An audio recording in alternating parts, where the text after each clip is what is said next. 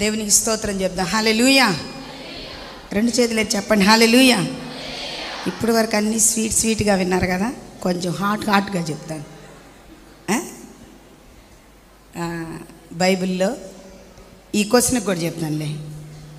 Baptism వలన పరిశుద్ధాత్మ వచ్చునని Bible చెప్తుంది. మనం ఎందువలన పొందుకోలేకపోతున్నాం? పరిశుద్ధాత్మ దేవుణ్ణి ఎందరు అంగీకరిస్తారో అప్పుడే పరిశుద్ధాత్మ దేవుడు మనలోకి వస్తాడు. ఆత్మదేవుడు మనల్ని నడిపిస్తాడు. ఎందరూ దేవుని ఆత్మచేత నడిపించబడతారు వారందరూ దేవుని కుమారులు. నువ్వు పొందిన రోజే పరిశుద్ధాత్మ దేవుని ద్వారా, తండ్రి కుమార పరిశుద్ధాత్మ దేవుని ద్వారా బాప్టిజం పొందుతావు. ఆ పరిశుద్ధాత్మ దేవుడే నడిపిస్తూ ఉంటాడు. పరిశుద్ధాత్మ దేవుడు ఏం చేస్తాడు? నడిపిస్తాడు. అంటే కొంతమంది ఆలోచనలు ఏంటంటే, పెద్ద భాషలు మాట్లాడట్లేదు కదా, అరవట్లేదు కదా, కొంచెం గంతులేయట్లేదు కదా, అదే పరిశుద్ధాత్మ అనుకుంటారు కొంతమంది భావం అది. కానీ పరిశుద్ధాత్మ దేవుడు ఎవరిలో ఉంటారో వాళ్ళు పాపము చేయరు. పరిశుద్ధాత్మ దేవుడు ఎవరిలో ఉండరో వాళ్ళు పాపం చేస్తారు, పాపాన్ని ప్రేరేపిస్తారు. వాళ్ళు ఏం చేస్తారు? కొంతమంది పరిశుద్ధాత్మతో నింపబడి ఎప్పుడు ఆత్మపూర్ణులై ముందుకెళ్తారు. కొంతమంది మందిరానికి వస్తున్నా వాళ్ళల్లో దేవుని ఆత్మ కాదు, కానీ ఏం చెప్పండి, వేరే ఆత్మలు వాళ్ళని నడిపిస్తాయి. మంచిది. బైబిల్లో మనం చూసినట్లయితే ఒనేసిము అనే ఒక వ్యక్తి ఉంటాడు. ఈ ఒనేసిము జైల్లోకి వెళ్తాడు. ఎందుకంటే ఫిలేమోని ఇంట్లో ఒక దొంగతనం చేసి చెరసాల్లో వేయబడ్డాడు. అయితే పౌలు గారు కూడా చెరసాల్లోనికి వెళ్తారు. చిన్నపిల్లలకు కూడా అర్థమైనది చెప్తున్నాను నేను. ఈ పౌలు గారు ఎందుకు వెళ్ళాడంటే సువార్త ద్వారా బంధించబడి వెళ్ళాడు. ఒనేసిము అనే యవనస్తుడు ఎందుకు వెళ్ళాడంటే దొంగతనము చేత పట్టుబడి వెళ్ళాడు. ఇందాక ఒక క్వశ్చన్ వేశారు, తెలుసో తెలియకో పాపం చేస్తే దేవుడు ఎందుకు క్షమించట్లేదు? తెలియక ఎవరు చెయ్యరు, తెలుసు. నిప్పు పట్టుకుంటే కాలిద్దని తెలీదా? చెప్పాలి బాయ్స్. నిప్పు పట్టుకుంటే కాలుద్ది, చేదు తింటే, కాకరకాయ తింటే చేదని తెలుసు. అవునా? అన్నీ తెలుసు. తెలిసి తెలియక చేసినా ఆ బాధ వేధిస్తానే ఉంటుంది. బైబిల్లో దావీదు మంచి ప్రార్థనాపరుడు, మంచిగా 7 సార్లు స్తుతించేవాడు. దేవుడు ఒక మంచి బిరుదు ఇచ్చాడు, ఇతడు నా ఇష్టానుసారుడైన మనుషుడు, నా ఉద్దేశాలు నెరవేర్చేవాడు.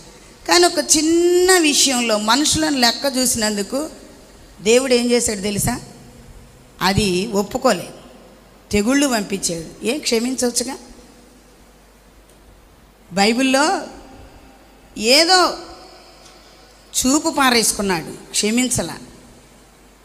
అక్కడ శిక్ష పడింది. బాగా గుర్తుపెట్టుకోండి. తెలియక ఎవ్వరు పప్పులో కాలేయరు. తెలిసి ఇంట్లో పేరెంట్స్ చెప్తారు, రేయ్ తప్పు, పొద్దుగూకులు ఆ రీల్స్ అట్లా తిప్పుతున్నావు.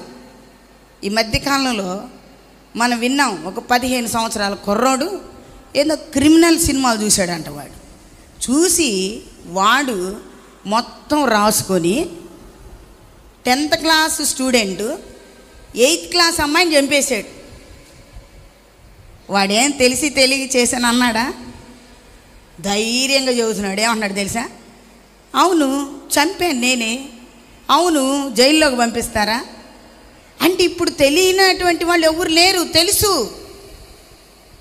అర్థమవుతుందా? తెలిసి తప్పు చేస్తే శిక్ష ఉండిద్ది. స్ట్రైట్గా చెప్తున్నా మీకు, ఇందులో సందేహం లేదు.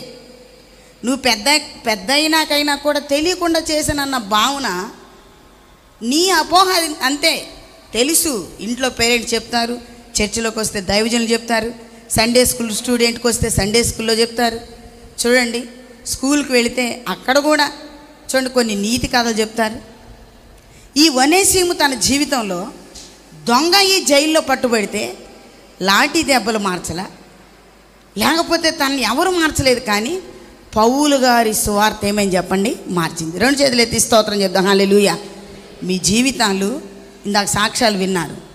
బాగుండాలంటే యేసయ్య మాట వినండి, దైవజనులు చెప్పే మాట వినండి. చక్కగా చర్చికి వెళ్ళండి, చక్కగా బైబిల్ చదువుకోండి, ఉదయం సాయంత్రం బైబిల్ చదువుకోండి, ఉదయం సాయంత్రం ప్రార్థన చేయటం నేర్చుకోండి. ఏ పరిస్థితుల్లో ఉన్నా ప్రార్థన చేయటం నేర్చుకోవాలి. ఇంట్లో పేరెంట్స్ గట్టిగా చెప్తున్నారంటే వాళ్ళే మంచి తల్లిదండ్రులు. అర్థమవుతుంది? ఆడపిల్లలు, మీ అమ్మ నిన్ను డ్రెస్ విషయంలో గద్దిస్తుందా? మీ మమ్మీ చాలా మంచిది. అరే ఫోన్ చూడొద్దని గట్టిగా అరుస్తుందా? మీ అమ్మ చాలా మంచిది. మీ డాడీ పాకెట్ మనీ ఇవ్వట్లేదా? మంచోడు. ఎందుకో తెలుసా? నువ్వు చెడిపోవడం ఆయనకి ఇష్టం లేక ఎక్కువ డబ్బులు నీకు ఇవ్వట్లా. నువ్వు వేసుకునే ప్రతి డ్రెస్ని ఎంకరేజ్ చేయకుండా ఇది రాంగ్, ఎట్లా ఉండొద్దు అట్లా ఉండొద్దు అని చెప్తుందా? చాలా మంచి అమ్మ. ప్రేమించండి. ఆమె రాక్షసి, ఆయన రాక్షసి అనుకోబాకండి. ఆ మధ్యలో వాడు చూడండి కొంచెం. అర్థమవుతుందా? అది మీరు నిష్ప్రయోజకులుగా ఉండకుండా ఉండాలి అంటే, ప్రయోజకులుగా అవ్వాలి అంటే చూడండి, ఆ ఒనేసిము ఏ విధంగా చెరసాలలో ఆ దైవజనుని మాట విన్నాడో. చక్కగా వాక్యాన్ని వినండి. ఏం చేయాలి? ఈ మధ్యకాలంలో ఒక యవనస్తురాలు నన్ను కలిసింది. వాళ్ళ మమ్మీ అంట వ్యభిచార గృహానికి తరలిస్తుంటే తప్పించుకొని పారిపోయి వచ్చేసిందంట. చాలా స్టోరీలు నేను వింటూ ఉంటా. ఆ అమ్మాయి అంటది, పాషం గారు మమ్మేనా ఇలాంటి అమ్మలు కూడా ఉంటారా? కానీ చర్చిలో మీరు వాక్యం చెప్పేవాళ్ళు అట్లాంటి మాట మీరు వినబాకండి తల్లిదండ్రులైనప్పటికీ కూడా అని మీరు చెప్పారే. ఆ మాట నాకు గుర్తొచ్చేసి, అసలు ఇది ఆంధ్ర కాదు, ఎక్కడో నైట్ బయలుదేరి వచ్చేసిందంట. చూసారా? ఈరోజు ఒక ఆశీర్వాదకరమైన బిడ్డగా ఆ బిడ్డ ఉంది. ఇట్లాంటి వాటిని మాత్రం మీరు వ్యతిరేకించండి. ఒకవేళ మీ నాన్న తాగుతూ నిన్ను కూడా అరే నువ్వు కూడా తాగంటాడా? అవి కాదు. ఇట్లాంటి తల్లిదండ్రులు ఉండరు. ఎక్కడో బియ్యంలో రాళ్ళు లాగా ఉంటారేమో. ఆవిడే నిన్ను పాపానికి ఎంకరేజ్ చేస్తుందంటే మంచి తల్లి కాదు. పర్లేదు, పాషం గారు ఇట్లా చెప్పింది అనుకోండి, ఇంటికి వెళ్ళి మిమ్మల్ని పాడు చేస్తున్నారు. మీరు ప్రయోజకులుగా అవ్వాలంటే యేసే మాట వినండి. దేవుని మాట ఏం చెప్తుంది? ప్రభువా తెలియకుండా నేనేమి చేయట్లా, తెలుసు. 4 సంవత్సరాల పిల్ల వాళ్ళమ్మ ఇక్కడ పరిచయం చేస్తుండే ఒక పిల్లోడు అన్నాడు ప్లెయిన్ కిస్ అన్నాడట. చీపురు కట్ట తీసుకుంది 4 సంవత్సరాల పిల్ల. 4 కూడా కాదు, సిమ్మికి 3 సంవత్సరాలు. ఎన్ని సంవత్సరాలు? వాడు ఎట్లా అంటే చీపురు కట్ట తీసుకొని వెళ్తా ఉండంటే నన్ను పిలిచారు, పాషం గారు అంటే ఏంట్రా అంటే ఏం లేదు ఊరక నేను ఎట్టంటే ఆ పిల్లకి ఏం తెలిసింది? 3 సంవత్సరాల పిల్లకే చీపురు కట్ట తీసుకోవాలని తెలియదు. మీకు తెలీదా? చెప్పండి, తెలుసా తెలీదా? అన్నీ తెలుసు. ఇప్పుడు తెలియని వాళ్ళు ఈ జనరేషన్ అంతా మారిపోయింది అసలు. అర్థమవుతా? చాలా ఫాస్ట్ ఫుడ్ తింటున్నారు కదా, ఫాస్ట్ జనరేషన్ అంతా ఏంటి చెప్పండి? ఫాస్ట్ ఫుడ్ మొత్తం లెగిస్తే ఇప్పుడంతా చైనీస్ నూడిల్స్, చికెన్, ఏంటి చెప్పండి, నూడిల్స్, ఇవే కదా. మరి అంతా కూడా ఇప్పుడు తెలియని వాళ్ళు ఎవరు లేరు. వీళ్ళని గదిలిచ్చినా మొత్తం చెబుతారు. అందరికీ అన్నీ తెలుసు. అయితే ఈరోజు నేను చెప్పేది ఏంటంటే మంచి వాక్యాలు. అన్నయ్య వాళ్ళు మంచి మంచి సాక్ష్యాలు చెప్పారు, కానీ కొన్నిసార్లు వాళ్ళకి ఎదురైనవి కూడా చెప్పారు. మీకు తెలియటానికి ఇలాంటి మీటింగ్స్ మన పాష గారు పెడుతున్నారు, నెల జరుగుతున్నాయి. చూడండి, ఆ యొక్క ఒనేసిము దైవజనుని మాటల వలన మారినా ఫిలేమోనుకు మరలా పంపించిన పౌలు ఏమంటాడు తెలుసా? అతని విషయంలో నీవు సందేహపడతావు, ఎందుకంటే తప్పు ఉంది కాబట్టి. ఒక దొంగతనం చేసినోడు మారినా అరే వీడు ఒకప్పుడు దొంగోడురా ఉంటుంది అసలు. అది ఏం చెప్పండి? ఉంటుంది.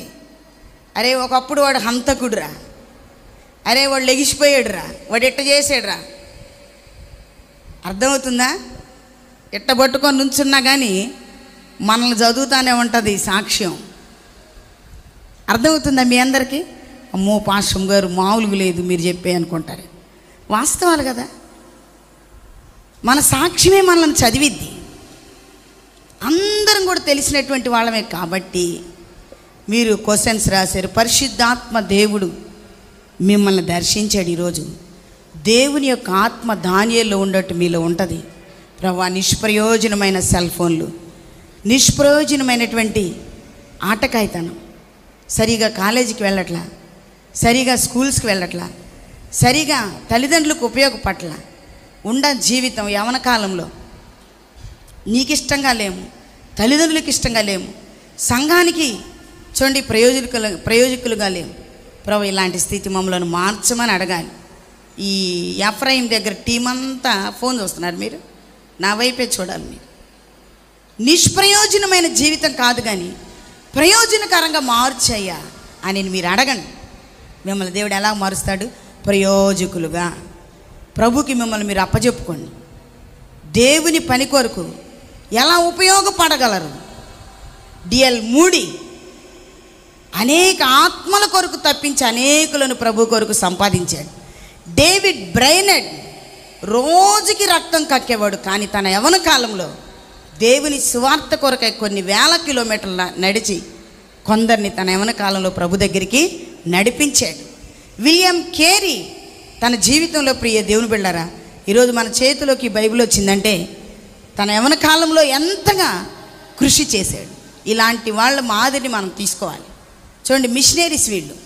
ఈ రోజుల్లో ప్రియ దేవుని బిడ్డలారా సేవ మనం చూస్తున్నాం, కానీ ఇదివరకు దినాల్లో కాలినడకన వాళ్ళు అలాగా చేశారు. ప్రభు, వాళ్ళు యవన కాలంలో అలాగా చేశారు కదా. యేసు ప్రభు తన ఈ నిండు యవనాన్ని మన కోసం ఇచ్చారు. 30 సంవత్సరాలు తల్లిదండ్రులకు లోబడి ఉన్నాడు. చిన్న చిన్న వయసులోని తల్లిదండ్రుల మాట వింటల్లా, తల్లిదండ్రులకు లోబట్ల, వ్యతిరేకిస్తున్నారు, ఇళ్లలో నుండి పారిపోతున్నారు. చాలా కంప్లైంట్లు వస్తూ ఉంటాయి. అమ్మా నాన్న ఏడుస్తున్నారు కదా, ఇల్లు వదిలిపెట్టి వెళ్తున్నారు కదా. అర్థమవుతుందా? అమ్మేమో హాస్టల్లో జాయిన్ చేయాలంటే పెళ్లి చేసి అత్తగారి ఇంటికి పోతారు కదా, నాకాడే ఉండి చదువుకోవాలనుకుంటుంది.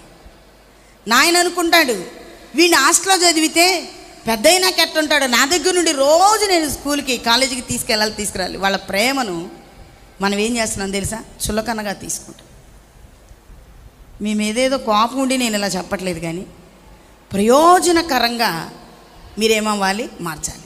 ఒక భక్తుడు అంటాడు, నేటి బాలలే రేపటి పౌరు, కానీ నేటి బాలలే రేపటి హంతకులంట. ఇదేం ఘోరం అంటే అలాగ మారిపోతున్నారు.